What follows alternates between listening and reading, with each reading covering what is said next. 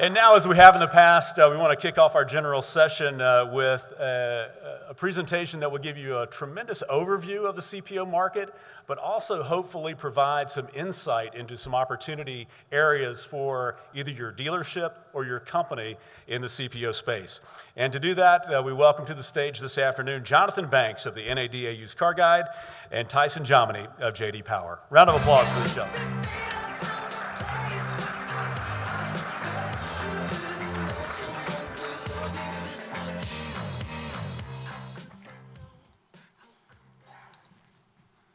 Good afternoon, everyone.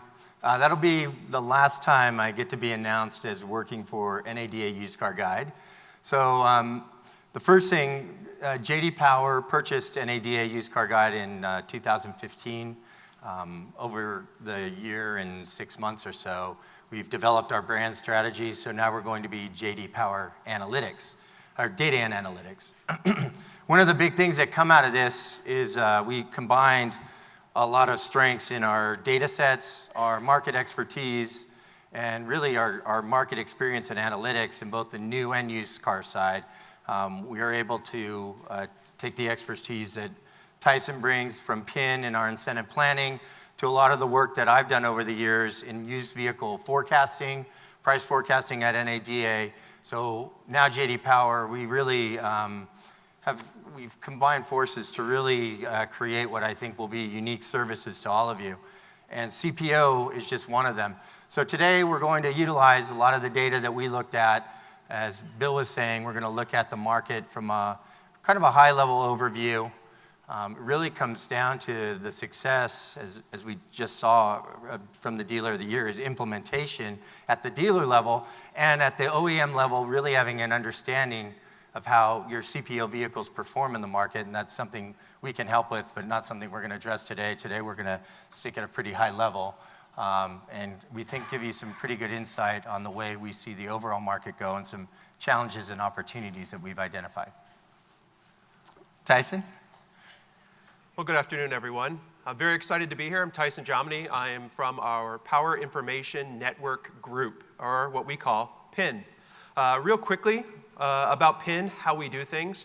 A number of years ago, our founder, Dave Power, was at the grocery store, and he observed that the SKU data at the grocery store was just throwing off mountains of data and giving the brand managers and the executives at consumer packaged good companies tremendous insight into what actually sells their product. And he said, well, why don't we have that same thing on the car side? That doesn't make any sense. If we know what drove a consumer to buy a bag of Skittles or perhaps a bag of dog food, why don't we understand why consumers are buying automobiles? And so he developed the Power Information Network, and we have relationships with about 40% of all sales in the auto market on the new side today. So in an industry of about 14 million, we're capturing about 5 million transactions every year. Now, I know I'm coming up here right after the election, and what can only be described as a stunning failure of data, of this sampling process.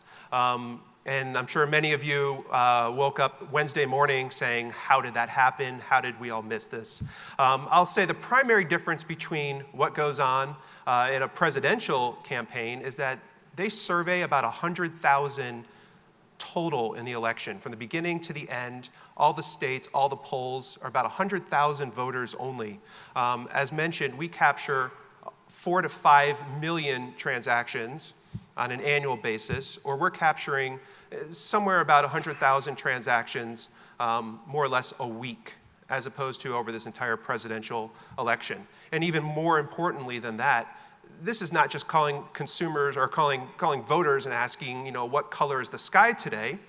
This is actually measuring through the DMS what owners or what consumers did with their wallets, how they voted with their wallets, which tends to be a very big difference relative to what we saw in the presidential election. So we have this data, and again, as mentioned, we do capture about 5 million transactions on the new side, And we also capture used transactions that occur at affiliated dealers as well. And we get about 4.5 million used transactions as well. So as you can see, we're bringing in a lot of data, and we use that to create our analytics that we're going to run through here this afternoon. So the question is, are the good times over? Is this the end? I mean, we've all been hearing some reports. Some months are particularly bleak. Others have been kind of okay. So where are we from a top-line basis in the auto industry right now? Since the recession, as we've come out of it, we've had really two pillars of the dynamics in the industry that have pushed us to this point: sales and transaction prices. As we all know, sales have been increasing year after year. And in fact, in 2016, we're going to see total sales from an industry just below where we were a year ago. So sales are still very strong, right around 17.4 million SAR for the year. Very good industry, even if we are down fractionally from where we were a year ago. The other pillar of the industry has been this transaction price growth, and we are still seeing that up this year, about $600. And as you can see, transaction price is $31,000 and change. Very healthy transaction price industry right now. We recognize that a portion of that, of course, is coming from consumers shifting to SUVs. But even as we control for that, we are seeing still about half of the increase is coming from pure pricing in the market. So it is still a very healthy U.S. new vehicle market. And then finally, another metric here, which is very important, which is this used to new ratio. Again, this is based on our transactions that we get from affiliated dealers.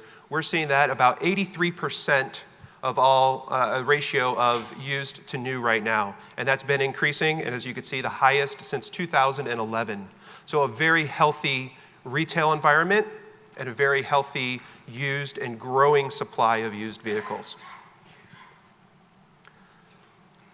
However, we do have a number of factors that aren't necessarily moving in the right direction anymore. So retail sales, as we mentioned, total sales are about 17.4 million SAR this year. Retail sales are 14 million. We're actually seeing a contraction of about 1.5%. Okay.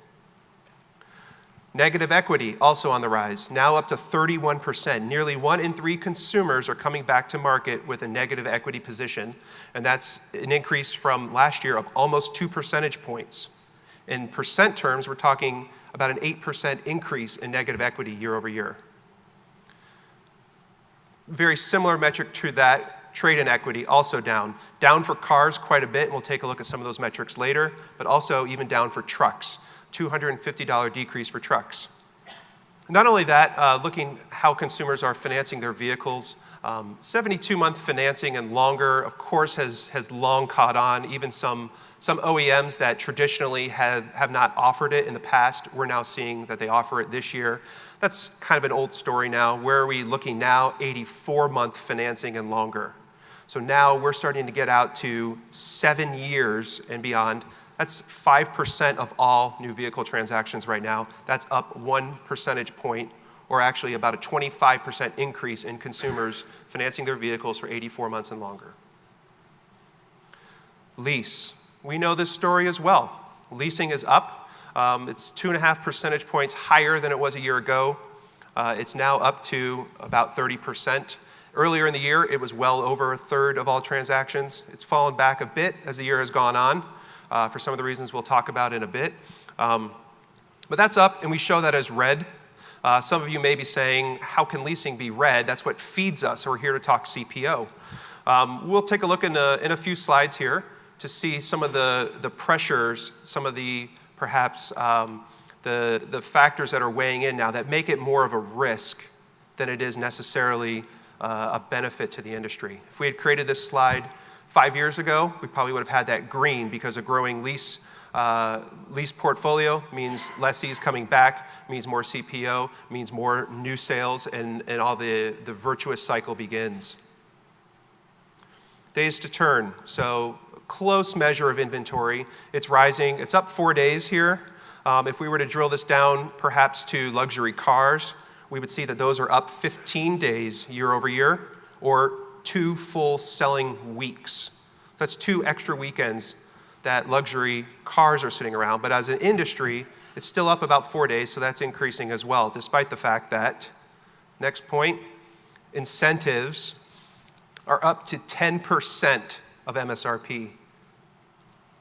So I don't know where you guys are, but that's one of those thresholds that when you cross over, the hairs on the back of your neck should stand up and you should say, what is going on? 10% of MSRP is now being dealt back in the form of incentives.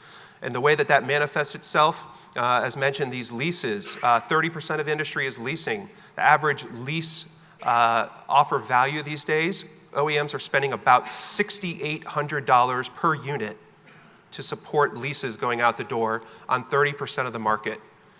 Actually, it gets a little bit worse for cars, particularly luxury cars, not to pick on them too much, but if we were to look at luxury cars, it'd actually be well north of that $6,800 a unit metric. So as we could see, we have some good factors from the previous slide, but here we're seeing a lot of risk in the industry overall. So to dive in a bit more about leasing, lease has been such an integral part of the auto story here in the last 3 years. In terms of the growth and what lease has accounted for, it's gone from strong growth a few years ago, being 28% of all the growth in the industry came from leasing, to the past 3 years, you could see where it is. It's been over 50%, went up to over 60, and now it was 2/3 of the growth of last year came because of the growth in leasing alone. In fact, this year, as we mentioned, we're in an essentially flat industry to down. And we look on the right here, leasing is up 7% this year. Purchase volume or non-leases are down 5%. That means lease has now accounted for over 100% of the growth in the industry. But as we know, leases do create this positive externality when they come back to market. If we were to go back several years coming out of the recession, an old story that we know well, leases of course dried up during that time, 08, 09. So as we go back to 2012, there were no returning lessees. Just over 1 million came back to market that year. It's been building every year. We've seen this as lease pen has gone up. We've seen the lessees returning back to market here. In 2016, the number of lessees coming back to market grew 33%. So by the end of this year, we will have seen 3.1 million lessees come back to market compared to 2.4 million, 2.3 million last year. So very big growth there. As a matter of fact, as we go forward, we see it slow down, but it still remains a very big source of industry growth, up 9% in 2017, and our forecast is up 11% in 2018. So leasing continues to enhance the used supply, of course, and we can see that growing greater here, and we'll have 3.7 million or so leases coming back to market in 2018. So as we talked about earlier, and perhaps when we mentioned that the lease pen where it is now a sign of growing pressure, you can really see it on this slide. There's a lot we could unpack here. If we wanted to spend the rest of the evening talking about this, we can. I'm a nerd. I would love to talk about every intricate data point on here. But we're going to focus just on the right of the slide, which is looking at the period we were just in. Was a fairly stable period, certainly relative to history, at all-time highs. So the story we know, as there were fewer lessees coming back to market, we were seeing much higher used price index. So going back to January 2010 and indexing the prices, we were at record highs for years and years. And what's happened this year? We're actually down about 4% on the price index. So we are starting to see used prices heading lower, and we really see that they're going to continue heading that direction as well. And not only that, retained value is moving lower as well. So looking back, the most recent data for 3-year-old vehicles, amazingly, cars and trucks both have lower retained value this year than a year ago. As you can see, we know that the pressures are greater on the car side. We're actually seeing about a 3.5 percentage point decline on the mainstream car side. We're seeing just over 2 percentage points, on the luxury side. But even then, luxury trucks, where we would classify SUVs, we're even seeing the pressure there as well. So with that, turn it back over to Jonathan. So when you think about the market, and look at an environment of increasing used supply, more headwinds now on used vehicle prices, you start to think, well, it's perfect for CPO. CPO is a great program to integrate in your used vehicle strategy for OEMs to mitigate some of that downward movement in prices. It's a great product for dealers, and we have ample lease maturities coming back, so we should be selling more. And the market is ripe for it. So you would expect to see a huge amount of growth, especially we were coming off of exceptional growth from 13, 14, and 15. So what we saw is a compound annual growth rate of lease maturities of about 16%, and we saw commensurate growth in CPO volume, about 10%. So 16% growth in lease maturities, 10% growth in CPO volume. Makes sense. Now, 2016, as Tyson showed in the last chart, we had 33% increase in lease maturities. That's about 800,000 units. Meanwhile, on the certified pre-owned, although we did break a record with 2.7 million, it represents a 4% increase in volume compared to 2015. So something is amiss when it comes to supply. When you look at it from a pure supply standpoint, you would think that CPO would have, sales would have done a lot better than they have. So on the profit side, we know one thing, gross margins for dealers are under pressure. So you look at the new vehicle gross profit margins, been a downward decline since 2012. It's been tough, both for cars and trucks. Obviously, trucks are doing a bit better. On the used vehicle side, you see the same downward trend. So we're seeing margin pressure on both new and used vehicles and on both cars and trucks. So another example of, hey, certified pre-owned, another great avenue where if you look at the CPO gross profit margins, so starting with the chart on the left, relatively flat, relatively stable for the last 3 years. Then when you add on F&I profit, another area, relatively flat, relatively stable for the last 3 years. Now we throw in days to turn, and we've seen a bit of a mix between the mainstream and luxury. Luxury models have been sitting around a little bit more, much like Tyson showed on the new vehicle side. Seems like the more expensive cars are sitting around a bit longer. But on the mainstream side, we've seen days to turn for used vehicles going down, which kind of points to the value that people see in used vehicles. But so CPO does well overall. It's a great product for the dealer. In fact, when you compare CPO to overall used population, we see margins are relatively the same, but remember, CPO is much more stable. Stable is good, right? But on the F&I side, certified pre-owned, add another 7% to your profit. That has to do with the programs that you get from the subvention for the financing, but a great way to supplement and offset some of that decline that you're feeling on the dealer side in your gross profit margins. Now, interestingly, we're seeing certified pre-owned days to turn actually be higher than normal used vehicles, and this was kind of surprising to us. And this was one of the things that we wanted to investigate a little bit, and we'll get to some of it a little later. But I was watching a presentation from Cars.com talking about certified pre-owned and awareness from consumers. And one thing that you can immediately think about is when's the last time you saw a campaign, real good campaign, real national campaign promoting the value of certified pre-owned. For me, and I watch a lot of TV, I see a lot of bargains on the leasing side, but I'm not seeing that much information about certified pre-owned, which in fact is actually a better deal if you really think about the purchase price of that certified pre-owned. So they're sitting around longer, but they make more money, and they add more money on the F&I side. So they're still a great product. And another important thing, especially from an OEM standpoint, well, for everyone, dealers, OEMs, everyone. And this adds on to another thing we know too, that CPO buyers are more likely to come back to your dealership for service, not as much as new, but more than just a normal used purchase. So this shows loyalty. So mainstream loyalty in general, based on our PIN data, is about 29%. Now, mainstream CPO is about 34%. So 5% difference in loyalty, which is quite big when you really think about it. Luxury, same concept. So not only do you get more people coming back to your dealer with the same nameplate when they buy certified, but then you have the add-on of them coming back more frequently to get serviced.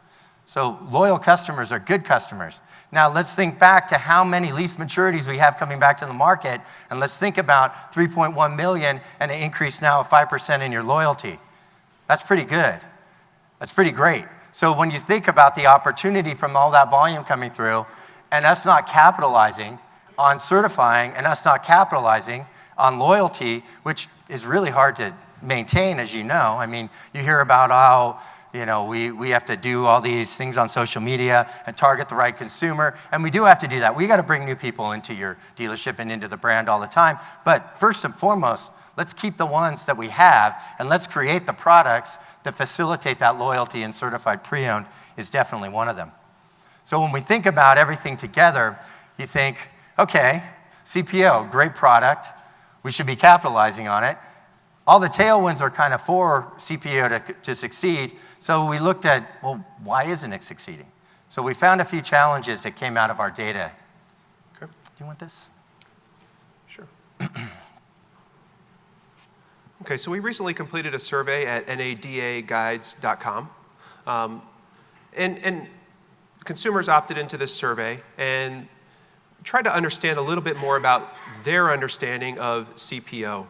And we had a question which was, how familiar are you with your manufacturer's CPO program? We had about 3,100 consumers take the survey. And of the answer, not at all or just slightly familiar with my manufacturer's CPO program, you could see here about 40% of men said they were not at all familiar. And almost 60% of women said they were not familiar with that. And not only that, we break it down a bit here by demographic. And you look at who understands it the least. This 18 to 34-year-olds, the dreaded millennial. The youngest consumer is the one who understands it the least. 50% of those consumers don't get it. As it decreases as we go across by age, and it averages about 42% of consumers agreed with this statement, that they're not at all or only slightly familiar with the CPO program for their manufacturer. So we dug a bit deeper and asked, how likely are you to consider a CPO unit after the benefits of CPO were explained to the consumers? So from the previous slide, about 42% said, I'm not at all familiar. We showed them, here's all the benefits of CPO. Here's what makes it great. So now we broke that down again by age group, and maybe I'll focus first on the yellow bars in the middle, which say, I'm kind of neutral. So what is that? I mean, that's an opportunity for education, further education. That's a great place to start. That's about 50% of everyone said, yeah, after hearing about it, I'm kind of neutral. I can go either way. However, look at this millennial group again.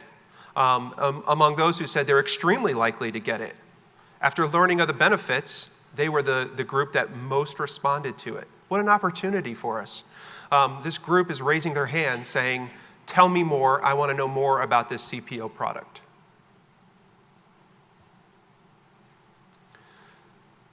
And consumers, some say, I'm not going to pay it all, whatever. But the majority of consumers were in this $1,000 to $2,000 range. When you explain the benefits to them, they say, yeah, I could go $1,000 to $2,000. That feels about right. Among those that said they would be they'd be willing to get a CPO. Of course, we have this other group that were neutral before. 28% said, I pay $0. Not worth it to me.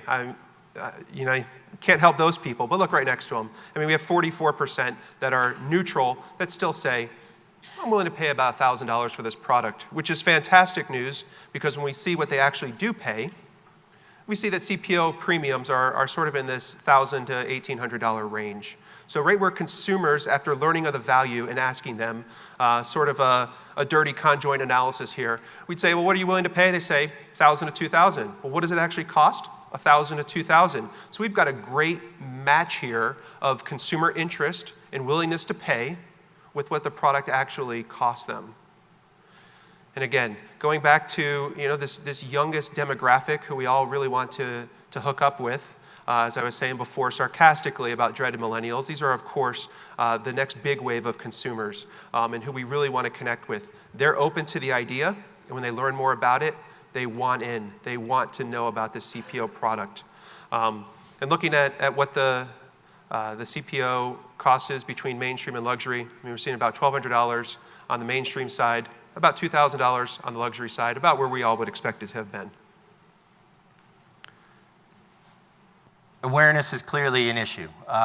We know that not as many people should know about this value proposition that Certified offers.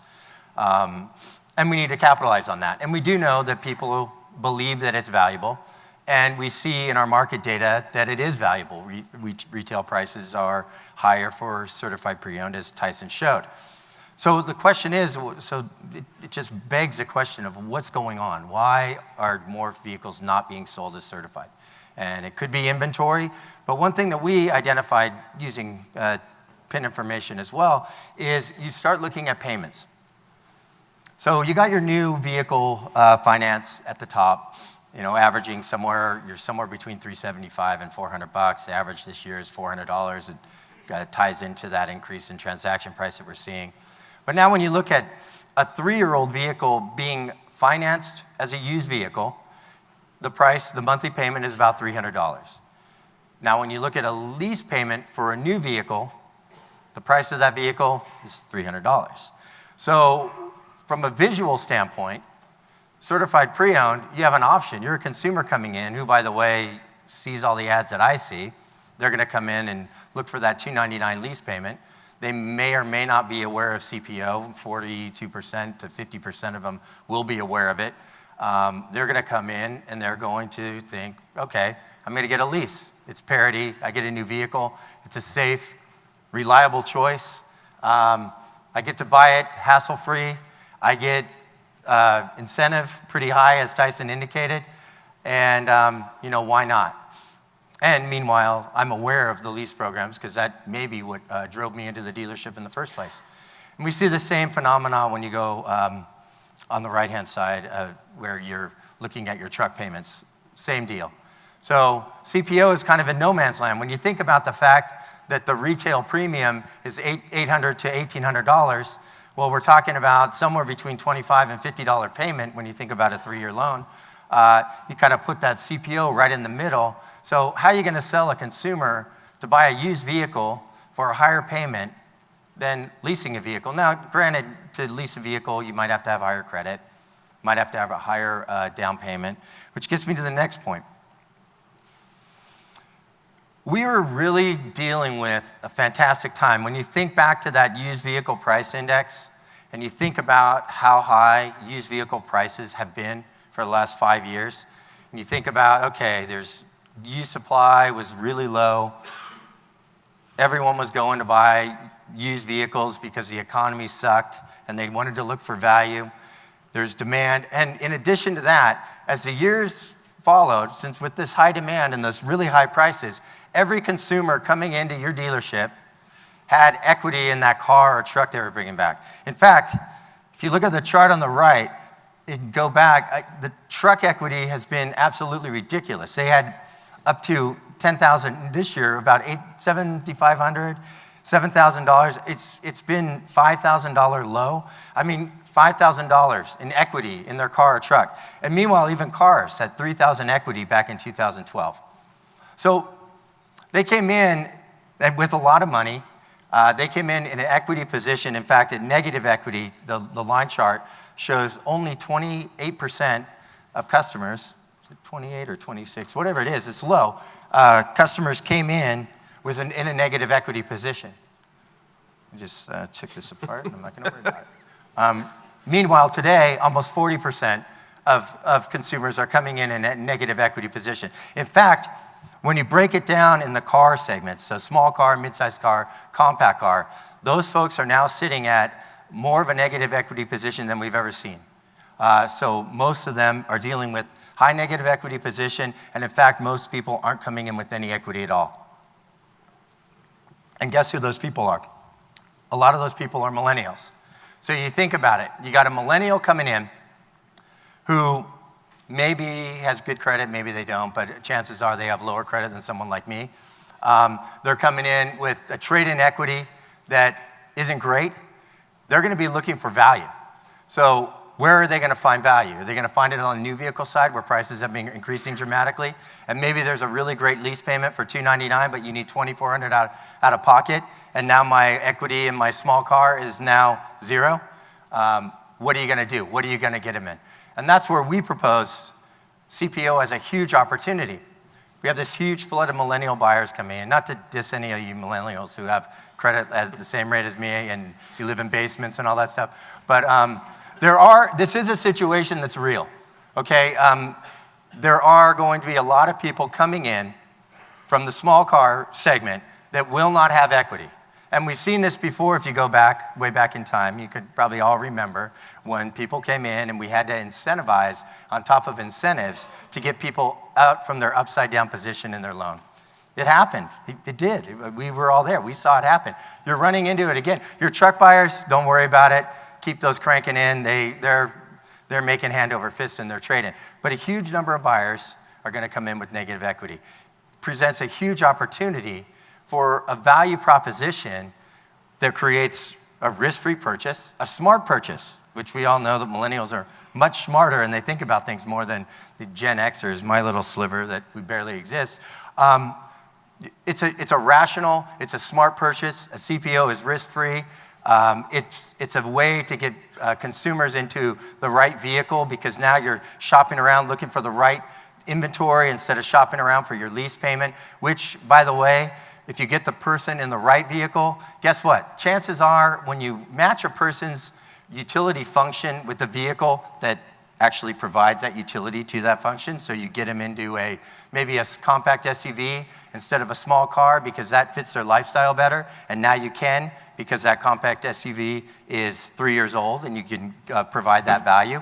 You're going to improve the loyalty and improve the customer experience for that millennial who then will have better credit later and will come back in because guess what? Remember, 5% higher loyalty buying CPO. Meanwhile, you've serviced them, so you showed them how awesome of a dealer you are. So now you have all these millions of millennials that are going to dominate the market if they don't all use Uber and Lyft, of course. Coming into your dealership, they're loyal, they have money now, they're ready to go, and they're yours. All because of capitalizing on some of the certified pre-owned that otherwise you really wouldn't have. What else do you have to offer them when they come in with negative equity? You can't, it's an affordability thing, and we really need to capitalize on it. So that's really, when we look at it, we don't know. We're not in the trenches. We just see the data. But the data clearly points to the fact that the CPO, the future definitely has to be better than the past. And I'm not saying that we haven't done a good job. Everyone in here you broke records with the volume of certified pre-owned. You've broken records. Your growth rate was pretty flat and stagnant until we got to the last 5 years, and you're blowing it away. But now you have a lot of tailwinds that we can even blow it away even more. And the consumer is ripe for the purchase. The awareness isn't there. You can capitalize on that with digital marketing, much cheaper, easier to target. You're going to get to where those millennials are, increase that awareness. 50% of them don't even know about certified. That's a huge number to target. You can capitalize on the value. You can utilize your data to actually understand what their trade-in equity is when they come into your dealership and be prepared to offer them multiple options and make sure they get in the right vehicle. And it should be, as we say in our book, it should be used as a mechanism to generate revenue in your dealership departments. And as we saw earlier, your loyalty for service will be better. Your loyalty for them coming back will be better. And in addition, you're helping your parent OEM because you're mitigating some of that decline that's happening in the used car values. And guess what, folks? Used car values aren't going anywhere but down over the next few years. I'm going to predict that. You can put my name by it. We are in a state where if we don't watch what we're doing, that leasing, helping us keep that new sales momentum is going to be gone because 5,800 is already ridiculous. When we start seeing those residuals fall even more, and see that incentive go up, at one point, we're going to have to pull the plug. We're going to have to stop it. Then guess what? 30% of our 100 and something percent of our new vehicle sales growth is gone. Now, maybe that's a good thing. Maybe we do need to pull back on it. But guess what? We might as well have strategies to mitigate that from happening. And CPO, along with other used vehicle strategies, is one tool that we can use. One tool in the toolbox that we understand and we know that people want and we know that people are paying for, and I think it's underutilized. Any other? I was just going to add, this awareness issue really gets back to a point Jonathan and I were talking about earlier today, which is who are you really competing against? If you're the CPO manager, are you competing against the guy across town, the dealer across town, the OEM across town? It sort of feels like what we hear from talking with our clients is that oftentimes you're competing internally with CPO. And there's this lack of awareness with customers, and oftentimes there's a lack of awareness within the automakers as to what a great product this is. And so when we deal with, so many of our clients give us that feedback that, if only we could effectively communicate internally, because oftentimes they feel like they're fighting this battle. We've seen across the board CPO growth, as we showed earlier, CPO growth trailing the lease returns. It's across every OEM. I would say, 25 of the 26 OEMs, the nameplates that we reported, have not kept pace with their lessee returns. The CPO growth has not grown at the same pace that their owners are coming back to market. Which gets to help us figure this out. So if you have any questions or comments, we'd love to hear it. We clearly have a group of experts that you're not going to ever find again until next year, of course. But right now, we're in a point where, collectively, like Tyson was saying, collectively we need to increase awareness. This isn't a one manufacturer thing. And we were expecting to see some winners and losers. There's no winners and losers really in this game right now. We think there's an opportunity for everybody. Yep. So any questions? Come on. Comments?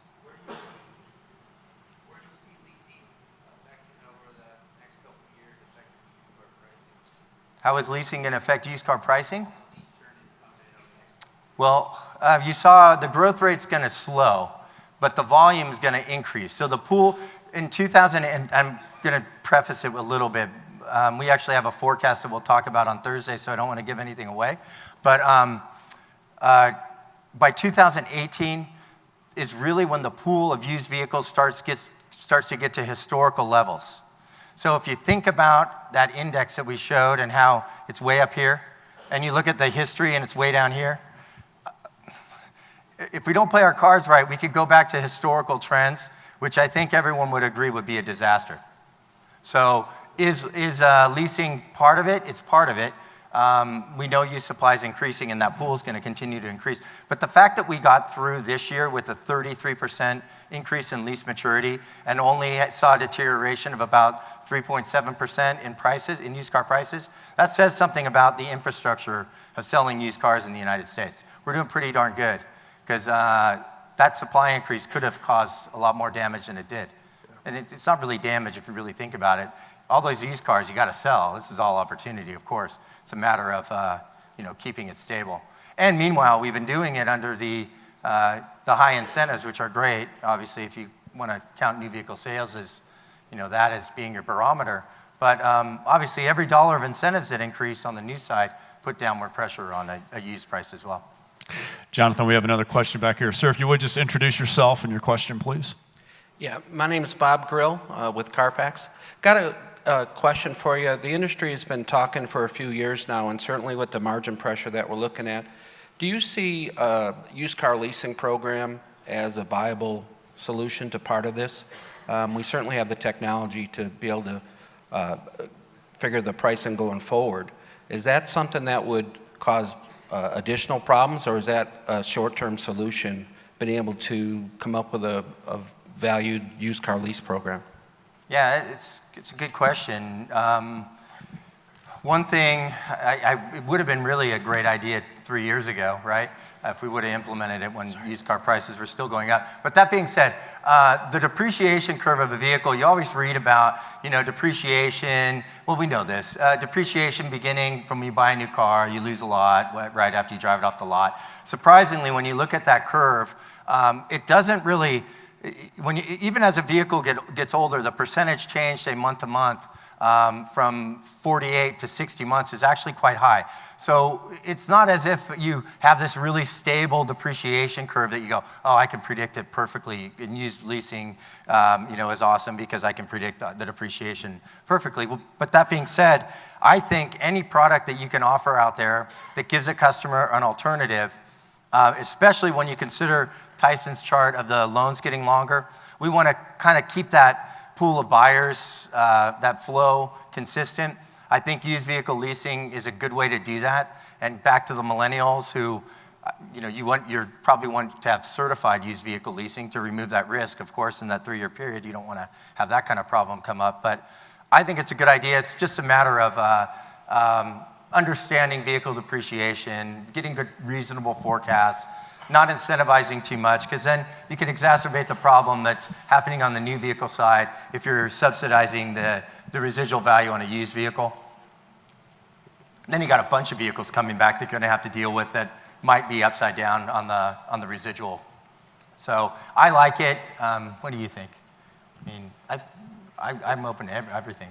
I don't think it will hurt. I don't see the upside as all that great, but it's a good alternative for the vehicles where we can make it work. And I'll make note that tomorrow afternoon, as part of the CPO conference, Ally Financial will do a keynote session on used vehicle leasing. We'll be able to dive a little bit deeper, and we can answer some questions too at that point. Ken, did you have another question? We'll hit one more before we get to break. Not a question, but I'm with Audi, an Audi dealer, and we have pre-owned leasing. And the one advantage that we have is that with the CPO, it extends the warranty, because the payments aren't any better than a new car, but what we have is we have the ability to sell the warranty with the CPO. Yeah. Very good. Any other questions, any other comments before we let these gentlemen go? Up here?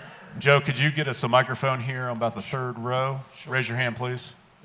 If you would, just introduce yourself, and we'll make your question the last one for the session. Thank you. My name is Brian Leitner with Jominy Group, administrators of the Kia CPO program, and just interested in your days to turn data for CPO showing much higher than it was for used cars. What's your feedback, and can you break that down a little bit further?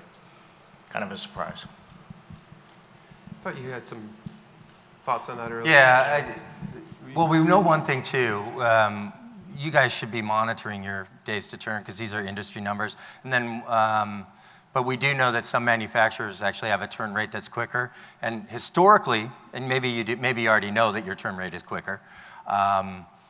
Historically, it's always been quicker, even at the aggregate level. And we kicked around theorizing why. And once again, when you looked at the payments, between the lease and the certified pre-owned, this phenomenon between the used payment and that lease payment is, there used to be a small gap, it was small, but now it's parity, and the amount of awareness for leasing, we kind of figured when you have this sort of niche type of vehicle where only 50% or 42%, or actually I guess it's around 60% actually know about the certified, we think it maybe you're waiting longer to find the right customer. But it's something that we're going to explore a little bit more because we found the data surprising. We really did. Because we do know for some of the clients that we work with, their days to turn, when you isolate their brand, now it's a more sophisticated approach on how we look at the data, their turn rate is always quicker for certified. So, and from an industry perspective, right now we're seeing about 58% SUV sales, or truck sales, rather. And the vehicles that we see coming back to market are about 57% car.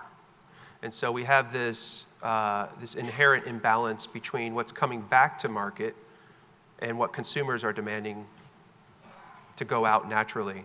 And so we do tend to have a much greater supply of used cars, and finding homes for those is taking a bit longer in this environment right now.